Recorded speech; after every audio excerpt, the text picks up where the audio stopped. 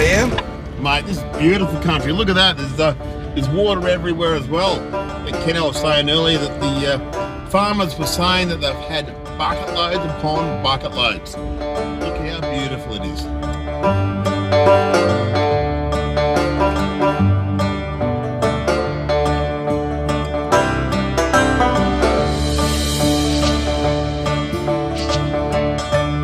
Good to be off the tarmac, mate. Onto some dirt road again, but where are we going? Mate, we thought we'd drag you out to Sundown National Park. Nice and cool out here at night, good camping, nice and green, rolling hills. Just give you, just spoil you a little bit, mate, for the start of the trip. It's pretty green, I know this part of the this part of the island. On top of that, it can get pretty cold at night, remember? It does get quite cold. It's part of the granite belt region, and I don't know if you've noticed, but since we've left Warwick, we've actually been climbing in altitude constantly, so we're quite elevated up here. That's why it gets so cold. I know we're up at high altitude and stuff, but well, this is mainly cattle and sheep though, isn't it? Yeah, cattle and sheep country, but the other things like that are deer, rabbits, foxes, cats, basically all your ferals you get out here except for pigs. So what have you got in store for us up ahead? Mate, well, the Sundown National Park. It's pretty rocky. It can be a bit sharp, a little bit of good forward driving, fantastic camping. Mate, I reckon we can get in here and test out your forward drive a little bit, but I know how you love your beautiful campsites too, Ernie. Oh, looking forward to it. The sign said four-wheel drive only, so I guess we'll be the judge of that. One thing that's very impressive at the moment is not a cloud in the sky.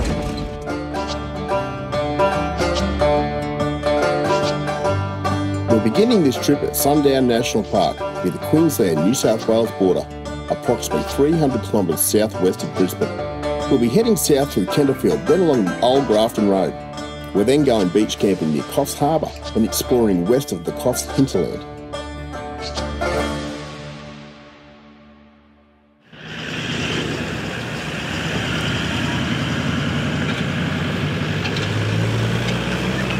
Sundown National Park, it's an old favourite of mine.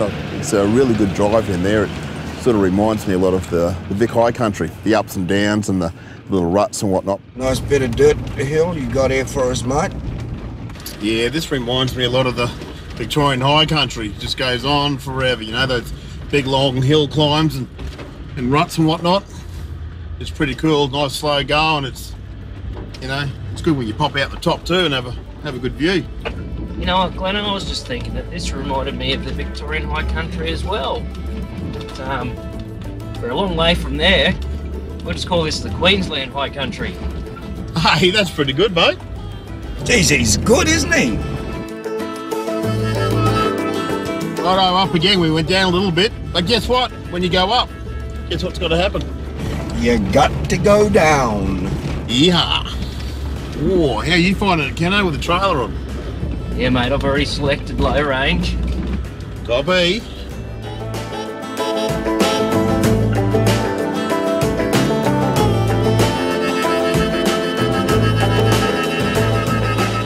There we go. There's a little bit of wheel placement coming up here. Well, over the years, the tracks in Sundown have changed somewhat.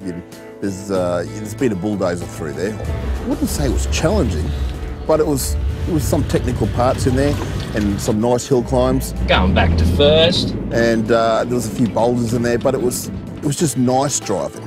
First gear, second gear, low range, taking in what's around you. I think that's the beauty of Sundown for me. It's just like, it's slow going, but there's so much to look at.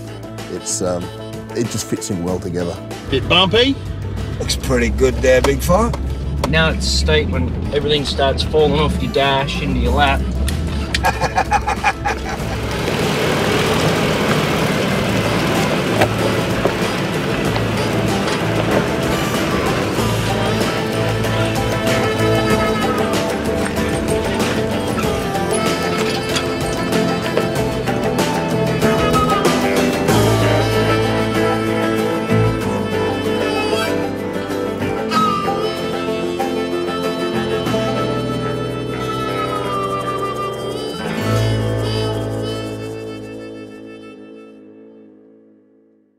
Gorge outlook, 200 metres. 200 metres, you should be able to. People there. I know how much you love water. Yeah, I love walking. The track leading to Red Gorge, just like a little goat track, I guess, and it's through a little bit of brigalow country, so you don't know what you're in for, but once you get to the end and that little lookout... There's the red rock. Wow. No way, it's like the earth just fell away. You're just blown away. The OMG factor came in, just looking over that gorge and looking at the colours.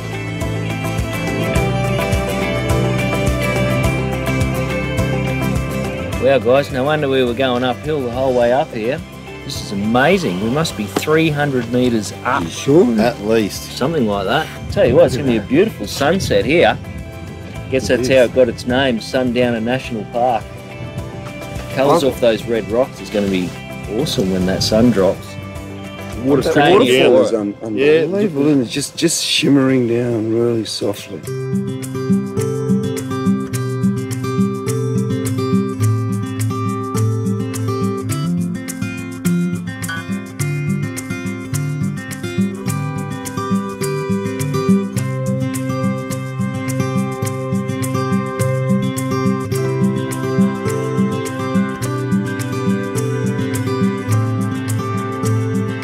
Kookaburras had a bit of a thing before, guys. You know what that means? What?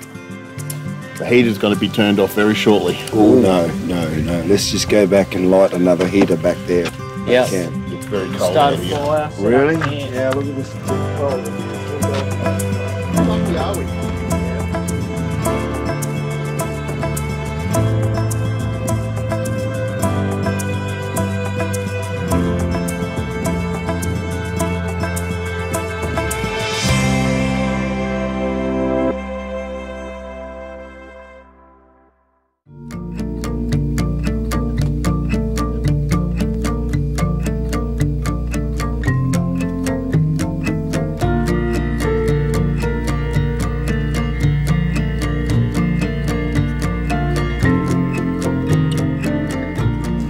This is how ideal this campsite was that we had in Sundown. Look, we drove in, and just to the right, where you pull your car up, is where we camped. It's this great little pond there, and there was crickets and there was frogs and everything talking to us. It was idyllic, and I think we were perched on around 800 metres above sea level as well. Can't get much better than that.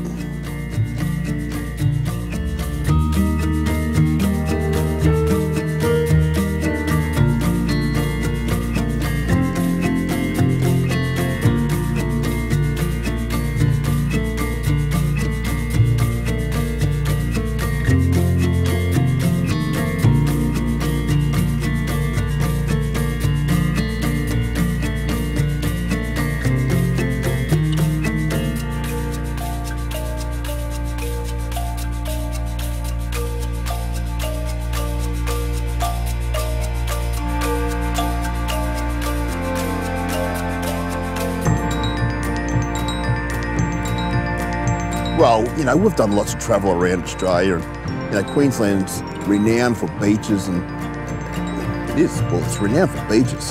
And but Sundown National Park, it was just good to bring the boys there, to show them the diversity of what Queensland can offer, because you think of Queensland, you think of hot, you think of surfing, you think of all that sort of stuff, but you go in there, well, you know, it was down, here we are, mid-October, and we're down to freezing at night time.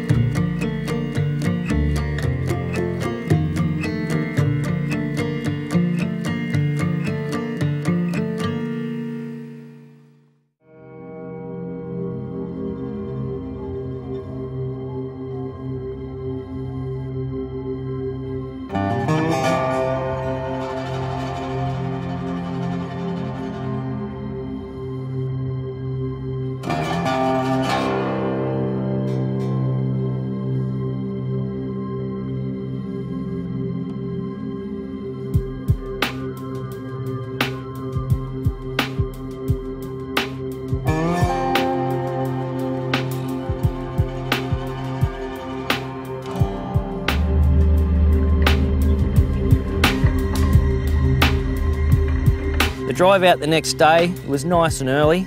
I made the mistake of sculling an iced coffee before we started the track. I forgot how bumpy it was. So it's definitely a four-wheel drive track.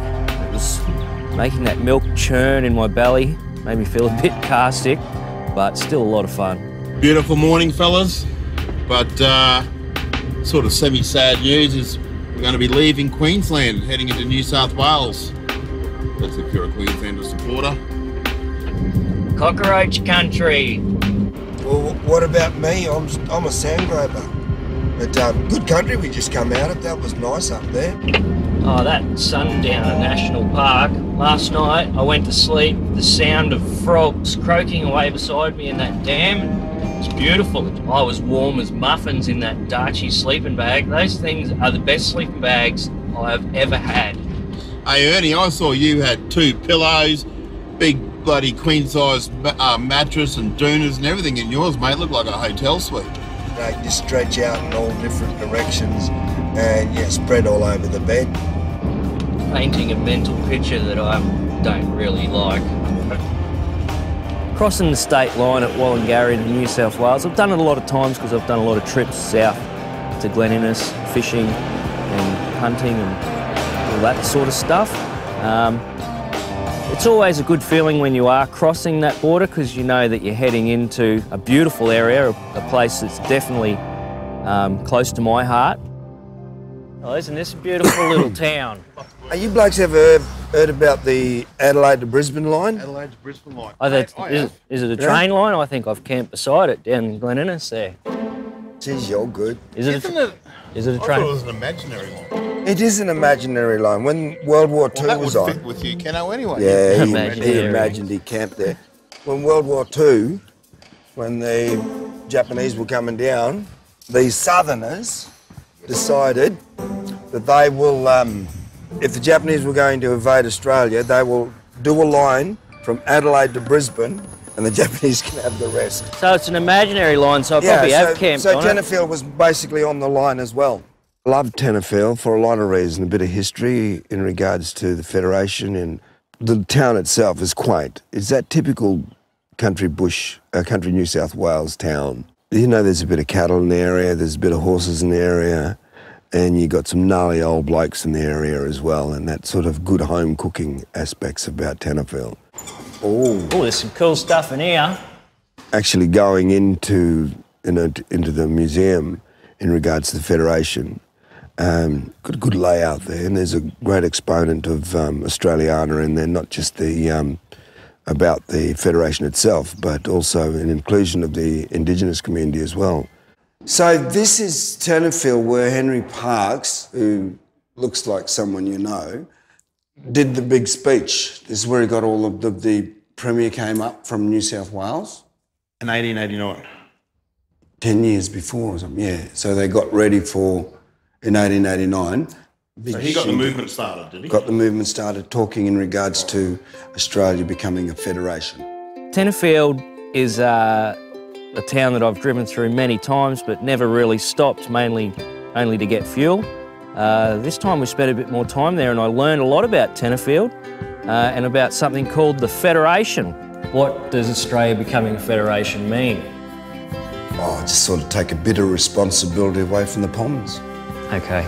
And the star on the bottom of the Union Jack on the Australian flag is the Star of Federation. It's great to actually learn something about a town that usually I just drive through and don't think too much about. But apparently, this room in here is where the big speech, where Parkes made the big speech in there. Yeah. Let's go and have a look at that. Okay, let's go. Wow.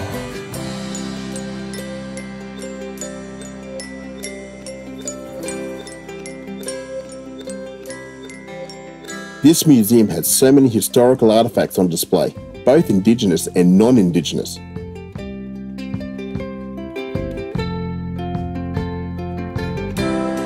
Ernie explained what some of the markings meant and even gave us a demo on how some of the items were used back in the day. Look at the ripples on that fella. It's scars. Scars from ceremonies. You cut it open with a Well, probably with the quartz, put ash in it. Right. Clear ash from the fire, so they'd seal it. Wow. And then What's that signify? Initiation. Well, he had a lot of initiation.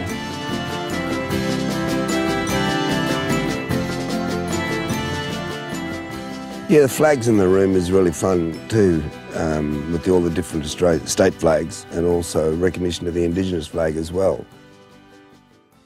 So we can go and stand under our flags. Is it all right, you guys? And stand under your flag. Come on, guys, you must know what your flag is. I think I'm over there. And I realised then that both of them didn't know which one was the Queensland flag, because West Australian one's easy, you've got the black, black swan on there, and the boys didn't know which way to go. I mean, they set these flags up so that we could stand side by side. You'd be torn, mate, between that one and that one, wouldn't you? No, I'll stay here for the moment. Am I over That's there? That's the national one. Find the Queensland flag, fellas. And the big fella ended up standing up just under the Australian flag, because it's been a minute there. Little fella, I think he stood underneath the Tassie flag. That's all right. He's probably Tasmanian.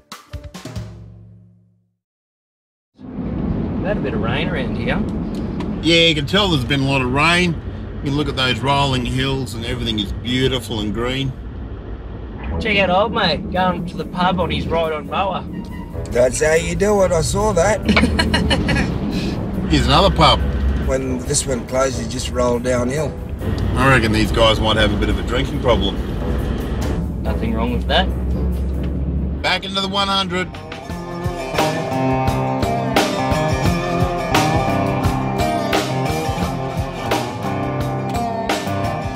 About 80 k's south of Tenterfield, we turned left onto the old Glen Road, which eventually turned into the Grafton Road. But this road, it took us to Newton Boyd, and there's a bit of sad history around there.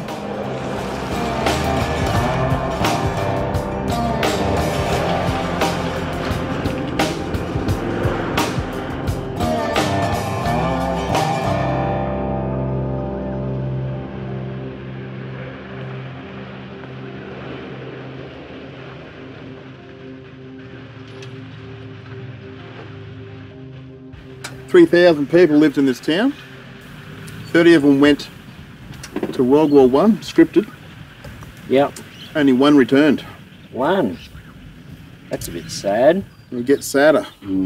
Well, That one gentleman that returned passed away not long after in a farming accident. wow. That would have been, It's about 30 young blokes, out in the prime of their lives. that would have been hard on a small community. Yeah, Newton Boyd. Especially all the way out here. You know what really bugs me about that? You've got old men saying, all right, we're going to come over there, we're going to send our best young blokes over there to kick your ass. And young men fighting old men wars. Yeah.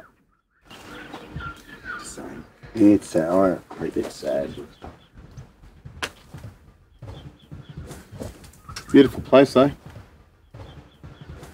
But I tell you what, I'm glad there's monuments like this for us to sit down and think about the past. I mean, these little ghost towns would have been a big town, like you said, 3,000 people. And have a monument like this to remember that there was a community here and they still respect their young fellas. Right on. Yeah, let's find a camp, mate. Sit down, have a yarn. Can I have a fish? Well, Wishy. well, we can sit down and have a yarn because Ken has... So we kept heading south on the old Grafton Road through some of the prettiest country that New South Wales has to offer. I love it up here.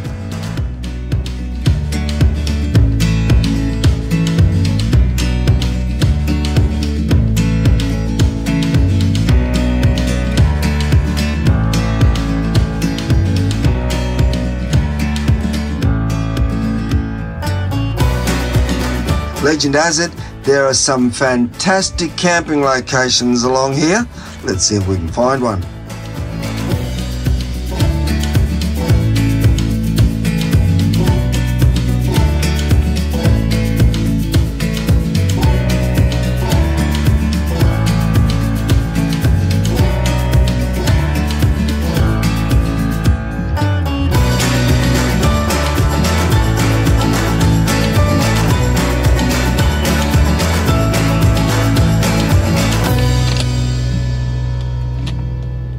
Wow, guys, have a look at this spot. Just a little right-hander off the road, and this river is beautiful. The campsite at Delmorton, I tell you what, put that on your map. Oh, this is nice. Whooshka. Wow, this is specky. I don't think we're the first people to camp here, but I can see why other people have. This is awesome. Oh, pick a spot, any spot. Oh, anywhere. Can I even mow the lawn? The cattle do a great job in mowing the lawn down by the river. It does look like it's been manicured, doesn't it? All right, well, this is me. I'm getting the rod out.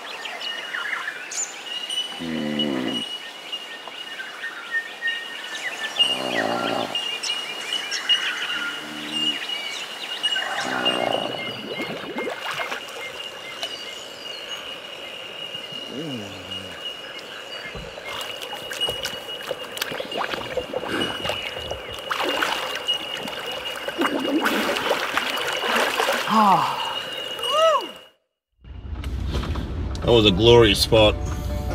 Mate, I slept so well beside that river after a big feed last night, and I got up and I went for a bath in the river, and you'd think it would be cold, but it was actually like 20 degrees. It was just beautiful. Brushed my teeth, cleaned my face, washed my hand. You're sounding alive. I am alive. Yeah, that's the sort of place you want to bring the family back to. Nice grassy campsites, right on the riverbank, fresh, flowing water. Goodbye, beautiful camp spot. See you again soon.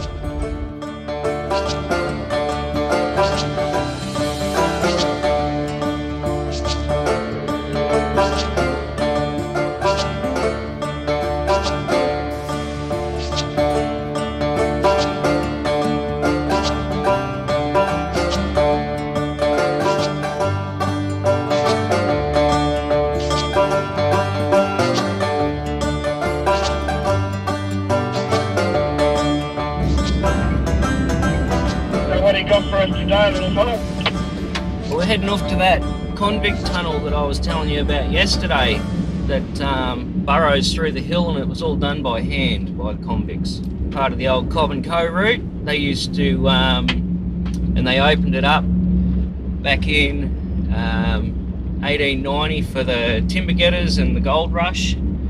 I believe that was used all the way through to 1960 till the main highway was put through.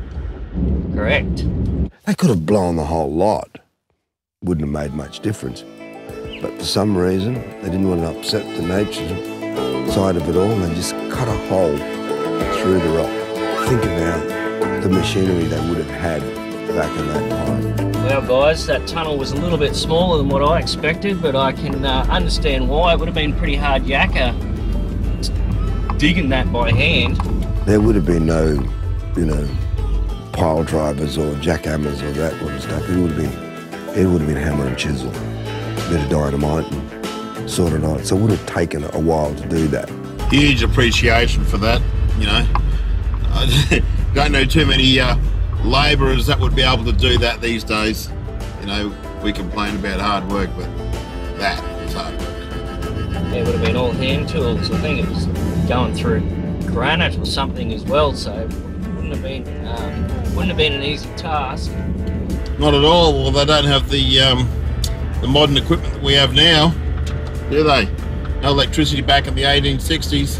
No, it just would have been picks and chisels. I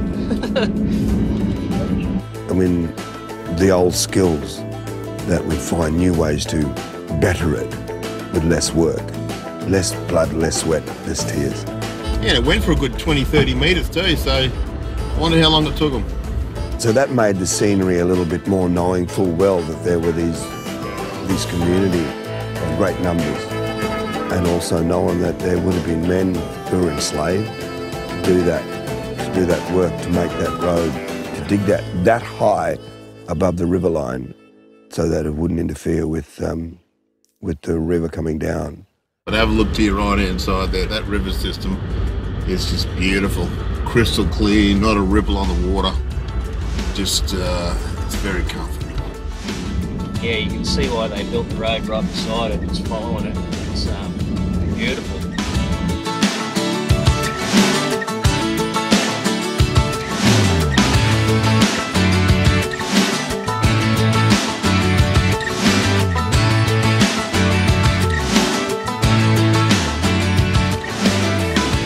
Well guys, that was a lovely trip through the bush. How about we go and do some beach stuff? Hey Keno, Ernie, you're going to love this too. Yeah, we've got another tidal river to cross, mate. So we can only pretty much access it sort of like an hour either side of low tide. And I know how much you guys love this. Oh yeah, can we do it as the tide's coming in again? That's the way I like to do it. Make it interesting. Mate, we're going to time this perfectly for low tide. Oh good. What's the creek called? Station Creek, like train station, mate. Hey look, there's the National Park turn off. We turned off the highway into Uruguay National Park.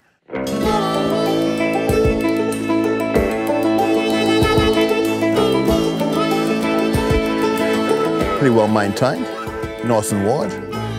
You can get your two-wheel drive vehicle in there.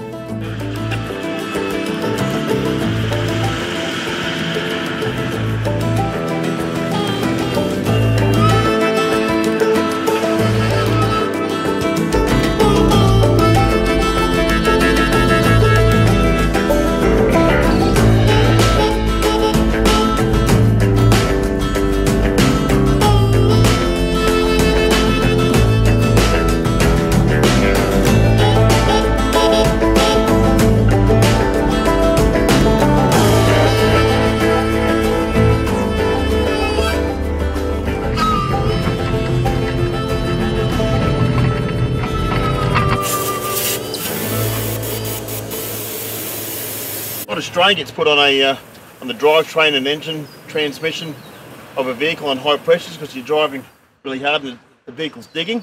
Let your tyres down, the footprint gets bigger, it sits on top of the sand, less strain on the whole engine, drivetrain, the whole lot. Yeah, I'm going to take it down to 20, see how we go, where we're going, don't know the soil yet. It's a bit too soft, we'll just take it down a couple more. I'm going to 20 psi.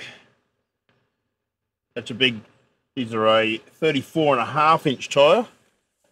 So they belly out well on 20 psi. Plus if I need to go down further I can. But seeing it's like a 6:30 low tide, should be plenty of hard sand to drive on anyway.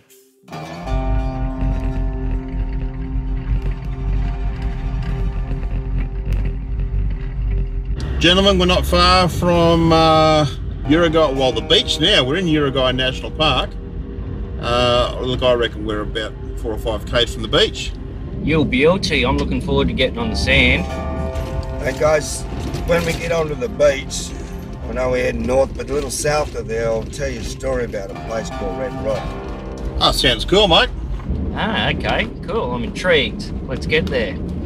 Yeah, it's not a good story though, but yeah, I'll tell you about it when we get down there. Righto, mate.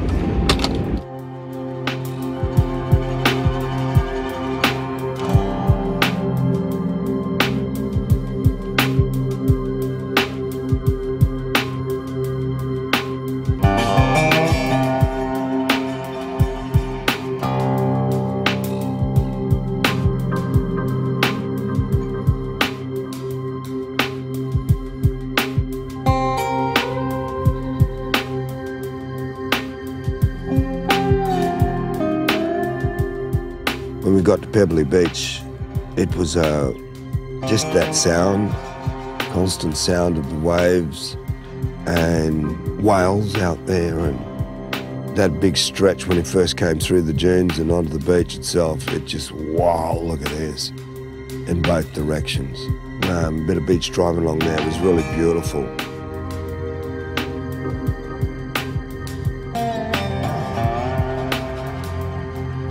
It's always good to be near the ocean. You get that fresh salt air. You can just smell it. It's like, I suppose I'm like a dog when I get near I live on the East Coast, so I can smell that beauty anywhere.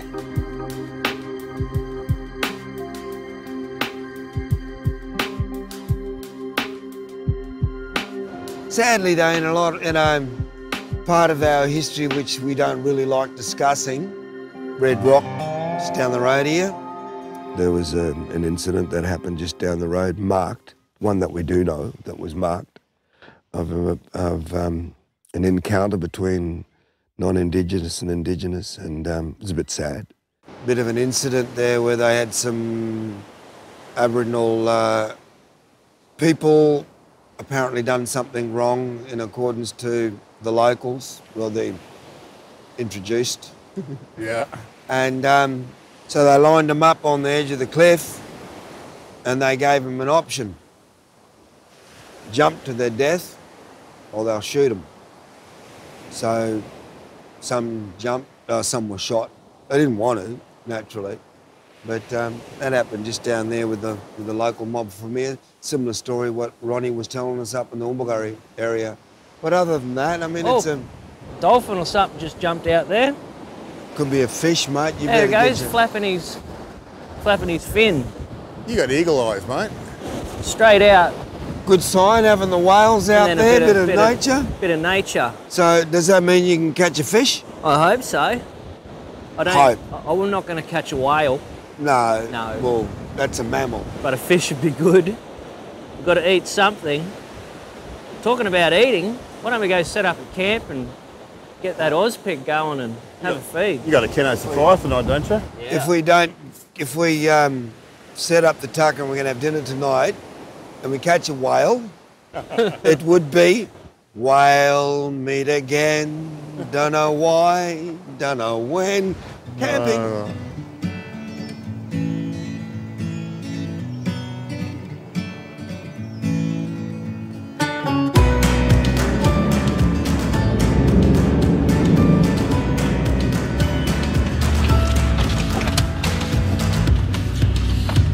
Bit bumpy there.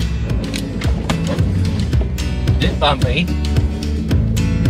Ah, here's the creek, boys.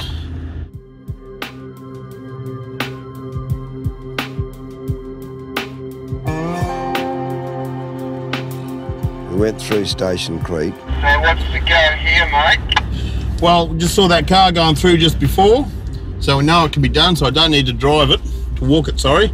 I balk when it comes to salt water and my truck, and we had to get across. So, mate, I'm just going to plunge on in. The crossing to Pebbly Beach. Oh, it's deep. I didn't know what we were in for there. Are you crazy? Oh, she's deep, Ernie. I saw the big fella go through, but he's higher up than I was, and he's got sand tyres on the bottom of his, and it looked absolutely awesome just creating that wave. And I said to him, mate, what do you reckon? And he gave me a few tips in regards to what gear I should be in. I am second gear, low range, mate. Don't sort of mid-throttle, mate. Punch it when you need to. Just keep the momentum up. Last time I went through a creek, at Eli Creek up in Exmouth in WA, I went in a little bit too hard and then got water over the top of the bonnet. I said, no, I'm not going to do that this time. So I'm trying to remember the first crossing. I'm also trying to look at this one and read this one, and because everyone's different. And I made sure that the water didn't wash the top of my bonnet. And there you go, you mongrel.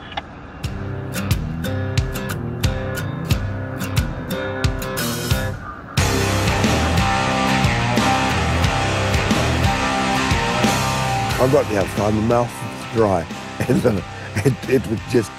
It was about, what, 20, 30 seconds? Not even that.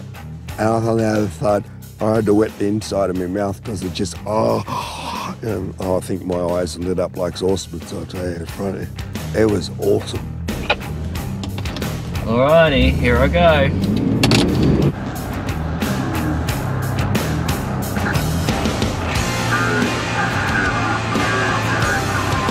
And it turned out to be quite deep, and I had to give it a little bit extra herbs because I had the trailer on. I had to go from second low range to first, halfway across, which is not the best thing to want to. You don't want to have to do that in a creek crossing, because if water gets behind that clutch plate, then that's it. You've got no clutch, and you'll just stop in the middle, and your car will fill up, and that'll be the end of you. Oh, well, that was deep. Yeah, I got water over the top of my windscreen. That was deep, mate. I probably wouldn't advise doing it much deeper, or any deeper. No, and it's running hard as well. Oh, well, we're on this side now. Not many people will come over this side, I don't reckon, now. So we might have camping all to ourselves.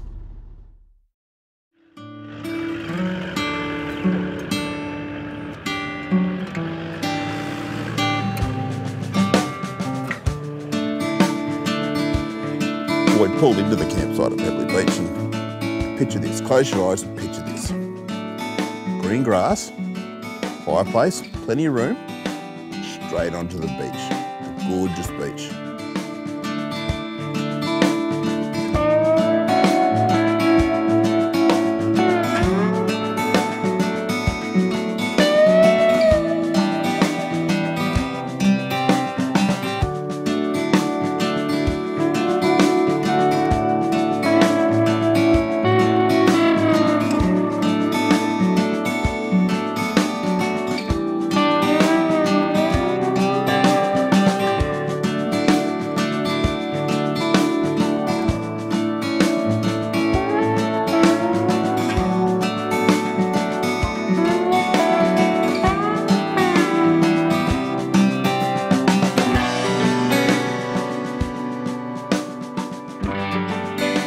Keno, he's turned into a bit of a chef. Keno's Bar and Grill, or Keno's Wonder Food, whatever you want to call it. Preheating the oven. The guy can cook. Here we are on the beautiful Pebbly Beach, just north of Coffs Harbour, northern New South Wales. Beautiful part of the world. I haven't been here before, and I am excited. It's such a beautiful place. I reckon I'll get a fish later, but for now the boys are hungry. So I'm cooking the finger-licking chicken roll. What was it? Finger-licking chicken roll. I'm going to make two. There's one for Gleno and another one for me and Ernie, because Gleno is a big boy and he doesn't mind the tucker. We've got the bacon here, the chicken mince, Philadelphia cream cheese, sun-dried tomatoes, pine nuts, spring onions. What can go wrong? All right. I need some volunteers. Gleno, Ernie, anyone know how to weave? So you weave the bacon together. You're the master chef, Keno. I don't know. And you put down chicken mince and then some Philadelphia cream cheese, semi-sun-dried tomatoes. We're putting in spinach as well, so we're getting our greens tonight. That's heaps of green stuff. We're not too fond on the green stuff. Sprinkle pine nuts. Oh, thank you for helping me on mine. And just roll it all up.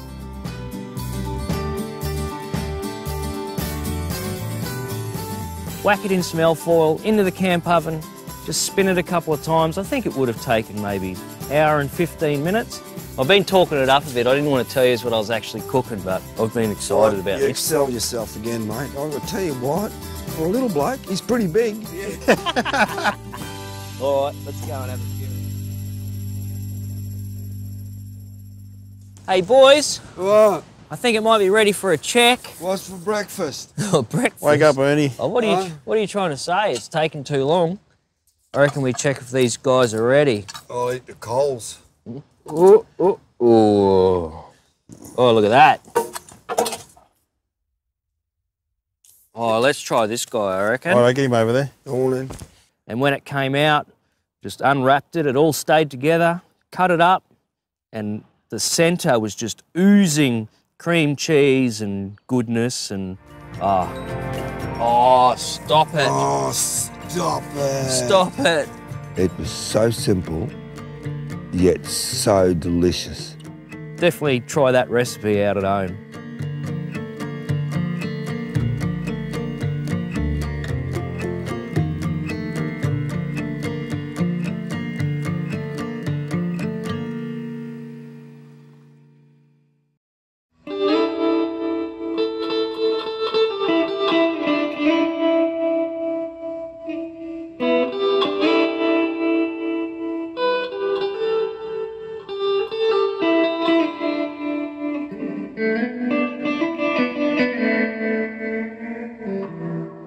Leno and I got up early and wandered down the beach to watch the sunrise.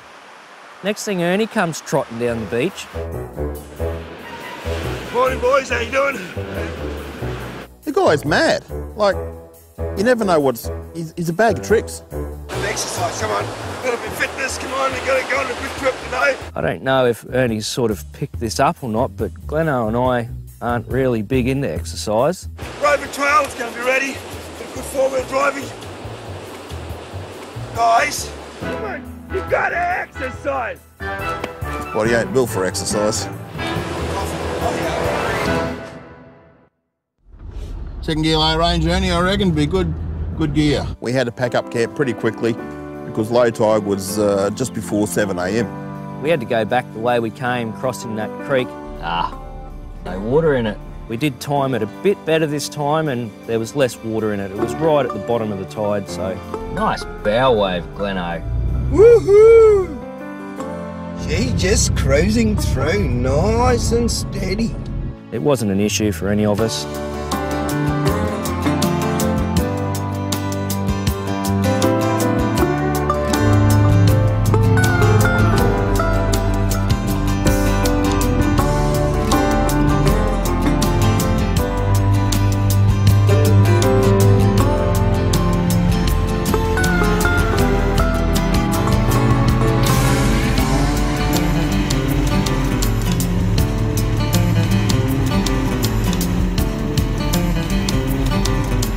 Pulled over because Keno reckons he's going to try some fishing on the beach. People had been telling me in Grafton that there's decent fish in that area, so I thought I'd try it myself. And so I thought that would be the perfect time to make coffee.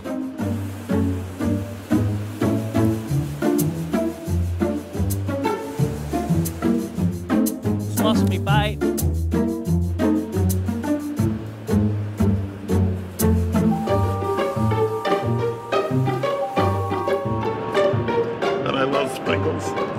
There you go, Thank you, Ernie.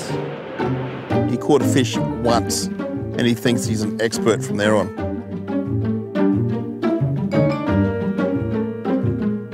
No luck again, but hey, you don't know if you don't try. And a bad day's fishing is always better than a good day's work.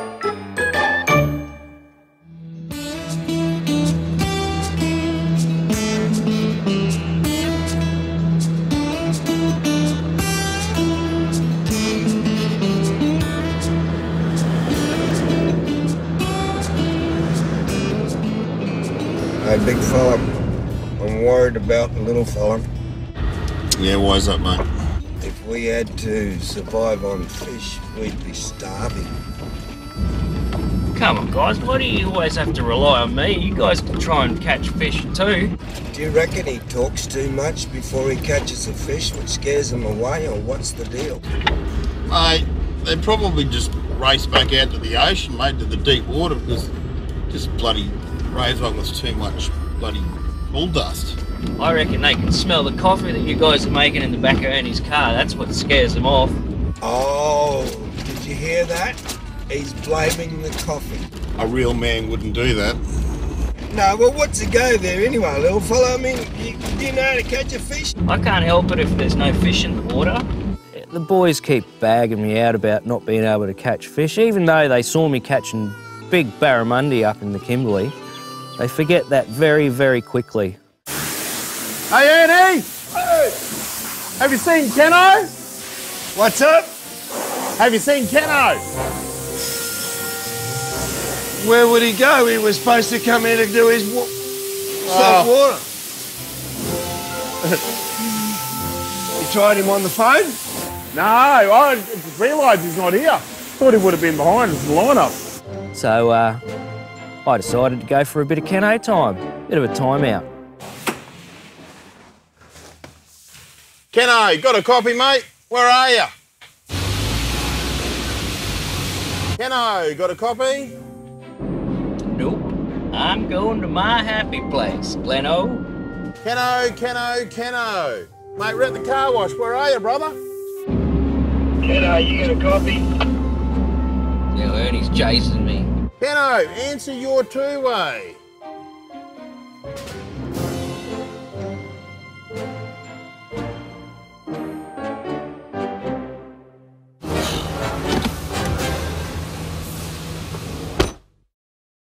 We're on Rover Trail, guys. Coffs Harbour's always got lots of tricks up its sleeve when coming to four-wheel driving. It's a really good track to introduce Ernie and his 100 series into low range. So there's going to be lots of downs, lots of ups, maybe a little bit of side to side. You're going to love this, Ernie. Oh, yeah? Welcome to Low Range.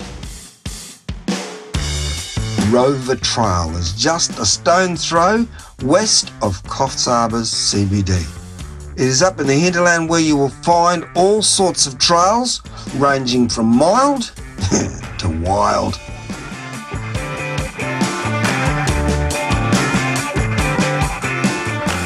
Trailer brakes. Turn them up a bit. Oh, it's damp, but it's adding to the traction. It's good. I'm glad it's not slippery. Yeah, if it was wet, you'd be sliding all the way down here, I reckon. Mm-hmm, yep, absolutely.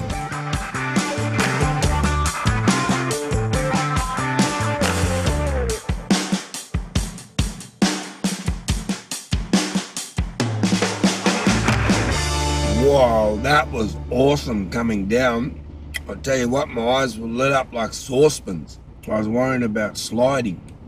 Mate, nice square edges and big blocks on those tyres you have there, Ernie, so that'll actually, when things get damp like that, like clay, when it's damp, without having the greasy soap looking on the top, it actually gives you more traction than you would on the road. Oh, good, that's good to know. But we'll be going up, guys, up and up and up, I dare say. This is going to be really exciting with a lot of really good scenery.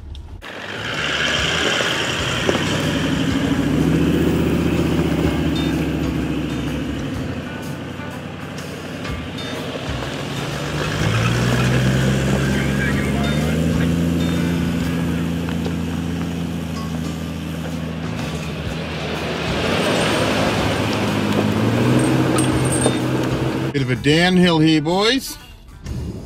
Beauty, how steep are we talking? Not real steep, but there's a few little erosion gullies and whatnot. So first gear, low range for me, and using my lockup. So, but Ernie, mate, just so you know, going down these hills, first gear, low range, let the engine do most of the braking. And if you do need to touch the brakes, don't slam it on hard. Just ease it on till you get the pressure you need, so you don't skid the wheels. Want to keep those wheels rotating all the time. Okay. And if you feel someone pushing you down the hill from behind, that's just me. Well, yeah, I can understand that, mate.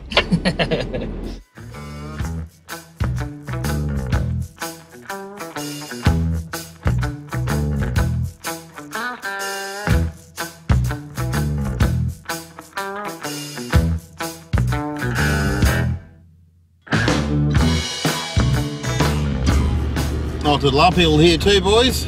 Second gear, low range. Beauty. Probably first gear, low range for you, Keno. Yeah. There was ups and downs and there was ruts and big holes. It's a little interesting jump up, boys. Oh, it doesn't just stop there, it keeps going. I will have some fun. Oh, yeah? Oh yeah, a few opposites up here as well. Looks good, keeps going up.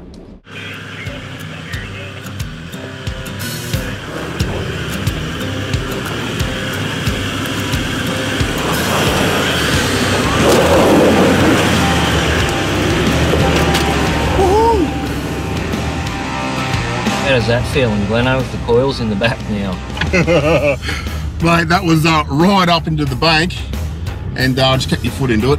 Ernie, mate, I'm double thinking that. I'd go for first gear low range for that second bit, mate. I'm going to come back and watch it too. Oh, well, get your winch out. Here I come.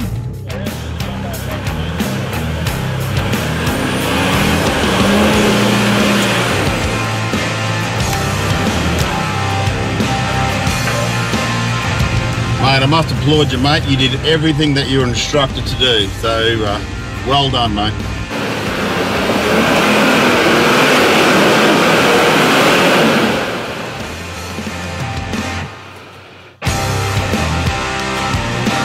Come and have a look what you did.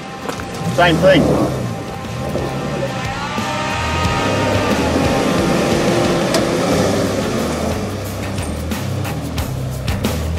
Rover Trail. Now that was a beauty. Looks like a first geary, Ernie. Okie dokie. It was still very technical in the dry. Big step-ups, erosion humps, cars doing monos and all sorts of things. Yeah, I was looking straight up at the sky at one point. But we got through. It was quite a technical track. There were times when you're basically sitting on riding the brake down the hills, and it's the uphill one, the little challenges that we had to climb. Here we go. A bit of a rock hill. Oh, here we go. Sounds like he's having a bit of fun. Yeah, it was nice. If you're going to go in there and do it, you're going to need a bit of lift, you're going to need a good set of tyres. Don't go by yourself. You get into trouble when you're by yourself. It's not ideal. Always travel with a friend to help you out if you get in trouble when you go and hit a track like that. Tell you what, I'm having fun with this. I'll get good at it, I need more practice, but I'm having fun. Having a lot of fun. Coffs Harbour will never ever let you down if you want to go forward driving. This is awesome, nice view, Coffs Harbour, isn't it? The Sky Bridge at Coffs Harbour, you have to visit that place. That's just one of those places where you're walking up and over the ground and it shakes around a little bit. It's all got cables there. But the view, it's a 180-degree view of Coffs Harbour and the hinterland. We could actually see where we were about 2 hours earlier, and that was about 5 k's away. Good view and a good chance to have a bit of a stretch.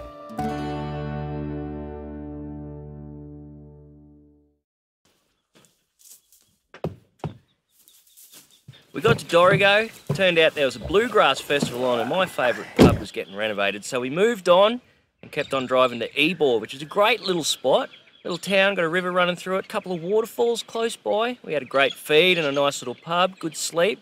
And now we're heading out to have a look at some waterfalls and we're going to head out and camp next to a big river full of fish. It's going to be excellent. We've had a bit of a cool change come through, so we're all rugged up, but it's still going to be a great day. Well, gentlemen, how good was it to have a hot shower and a nice, well, it was a pub meal, but it was more like a home-cooked meal, wasn't it? We pulled into the pub motel and we were the only people there that night, so we ran the joint. Oh, it was yum, wasn't it? She could cook, eh? All that bush tucker was really lovely. Quite enjoyed dinner that night. I think more so the fact that we had a chance to have a few soft drinks, shoot a game of pool. Pool table had a bit of a weird roll on it. You have to get used to that. Yeah, I know. It's called home court advantage, but good thing about the pool table, though, they had a couple of games, and I'm still looking for someone to at least play pool, proper pool. Ernie thinks he's a bit of a pool player, but I sort of have to play left-handed most of the time when I'm playing him to give him a fighting chance. Yeah, I'm not a pool shark. You won every game, didn't you, Ernie? Yeah, I won every game. I let him win a couple of games, but I had to beat him at one just to let him know that, it is possible. I threw one, though, just to let the little fellow think that he won a game, but he got a ball over the corner pocket and he just put a roll follow it in. You know, and he thought he won, but I lost, but he didn't. I won that game. Like his fishing, same thing. Can't fish, can't play pool.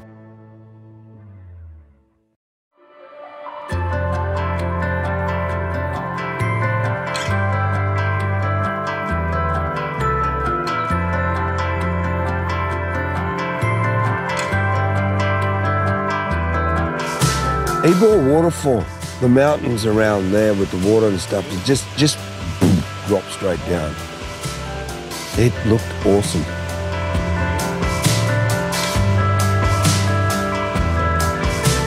Just chance to have a bit of a stop and a relax.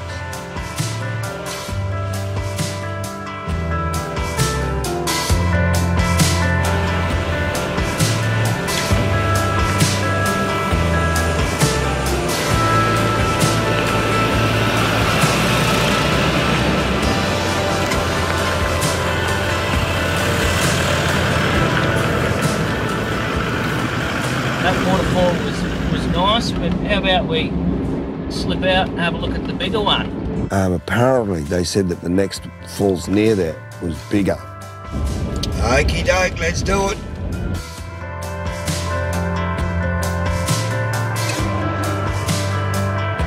So now we're heading south along Waterfall Way from Ebor to Wallamombi Falls. And from the look of these clouds, I think we're heading into some interesting weather.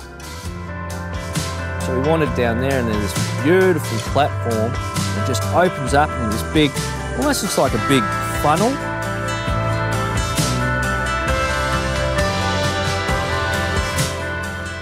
There's a couple of big waterfalls coming down, that one over in the middle. Yeah. That one there. Must have been 300 or 400 metres straight down, and it's got the little pools at the bottom, and then you've got the falls that come down into them. There was 2 running when we were there. I'm saying that there was 4 running a couple of weeks back after they had a bit of rain. Really? It'd be really, really spectacular to see it in full roar. It'd be amazing.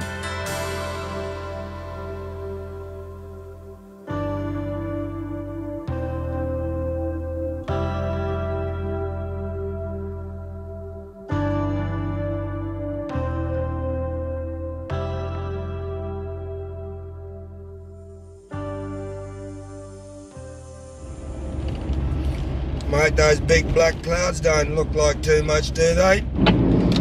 Looks like we're driving straight into this weather, mate. That's a prediction, fella. Oh, you've been on the weather chart, have you? Yeah. And what's it saying? Rain. Yeah, predicting 3 to 8 mil. Just enough to make the track slippery. Are we doing slippery tracks this afternoon? I think we might be. We're now on the Armidale-Kempsey Road heading east through the Styx River Forest towards George's Junction camping area.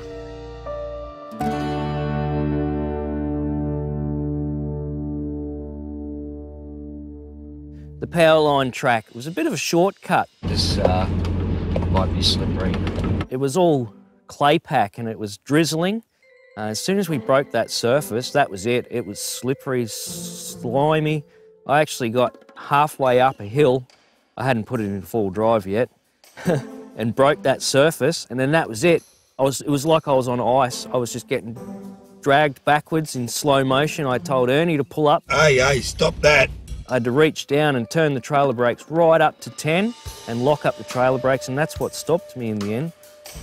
Bit of ducking and weaving going on there, mate. And then I had to whack it into LowRange, front and rear e-lockers, and it was still skating around and wanting to slide off the side of the track. Crikey, you and your trailer. It's just going wherever it wants to go. That is slippery. Yeah, you got to watch that clay pack once it gets that little bit of a glaze on it. You can actually see it when you're coming up to it. You can see the glaze on it. That's the stuff, slippery as.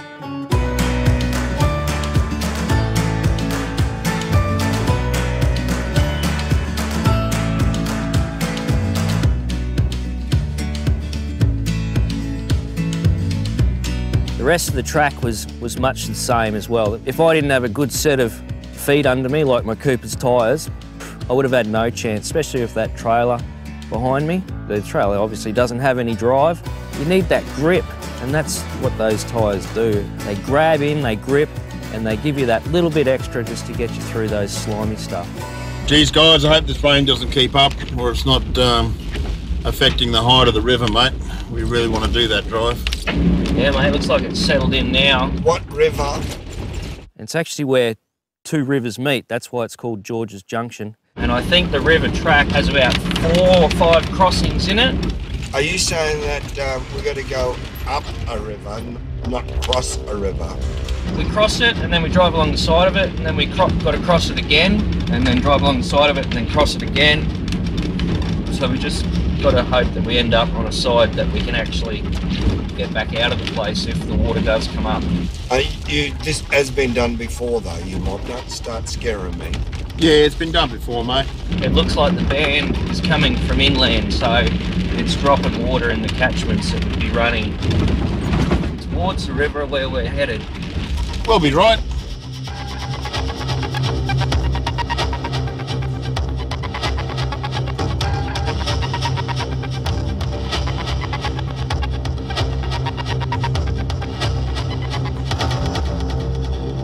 Let's plunge down into this river, lads.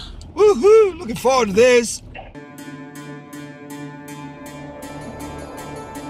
Yeah, a bit of a clean out for the car too. Yeah, I don't want to get my feet wet.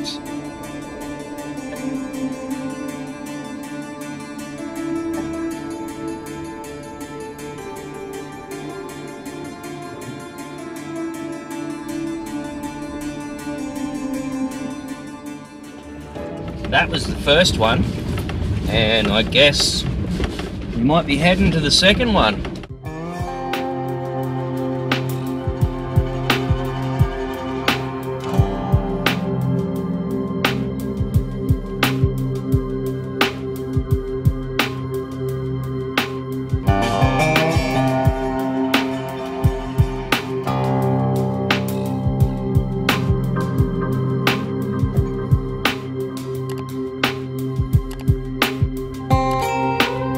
I reckon this is beautiful, a bit rocky and rolly, but still doable, plenty of traction. I like how the water just cascades down to the right. They're very majestic.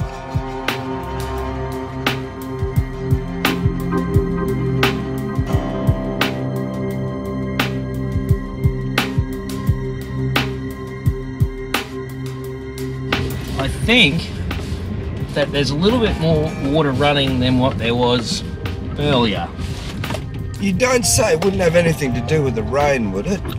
I think they could be both related, yes.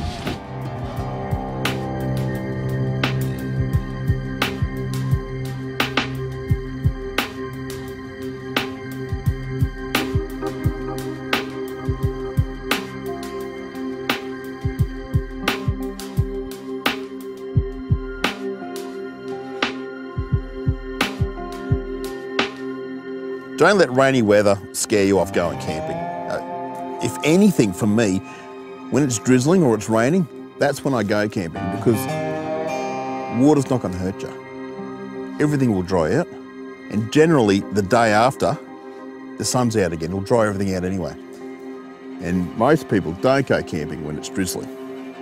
So you're going to have the campsites to yourself. Don't let rain put you off.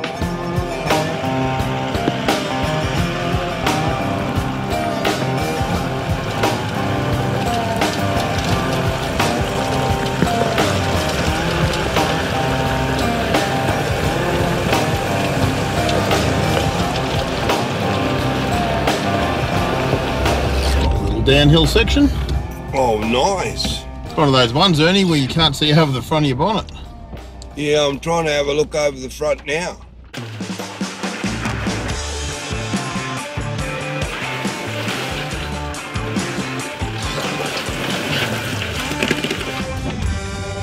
Bit of a slide going on.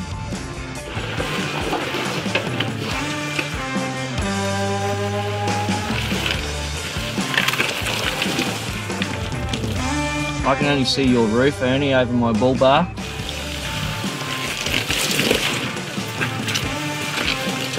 Oh, this might be a bit of a toe ball grabber.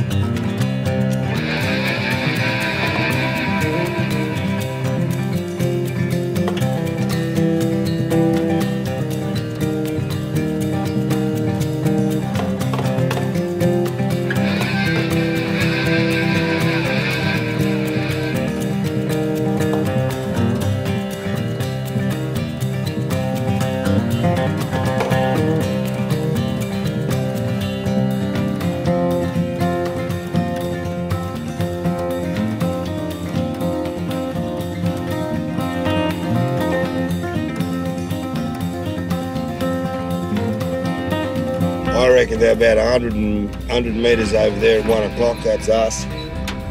Yeah, nice grassy campsite. Looks like some fireplaces there. Got the river on the left and this other river on the right. This trip's very close to home for me. It's a place that I could go to on a long weekend. You're no further than 150 kilometres from the beach. But what the hinterland has got to offer is absolutely spectacular. Creeks, uphills, sea, beach, washouts, and scenery, waterfalls. I think we've definitely showcased northern New South Wales. Ernie's adapting really well, and he is just soaking up everything that we're doing. You can see by the look in his eyes, and that smile, that Ernie Dingo smile, it's always there. I can't believe that I haven't really done this when I was younger. I'm enjoying it now, really appreciate it. It's just been an awesome trip. You know, I've been looking forward to this trip for a long time. I've read a lot about it, and I'm glad I've done it because I'll be coming back with my wife and kids. It is that good. It's about having fun, and it's about mateship, and I think that's what this trip's been for us. It's been great.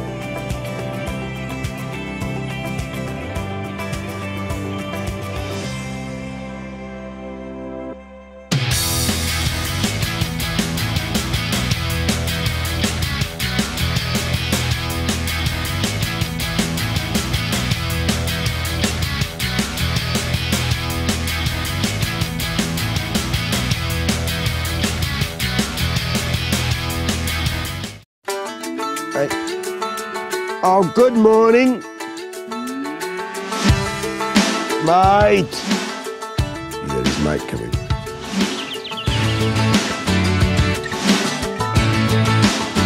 Let's see how we go. You all right?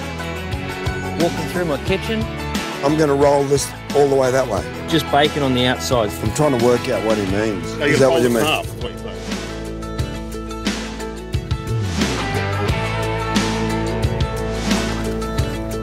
You should come in and have a wash too, you stinky bugger.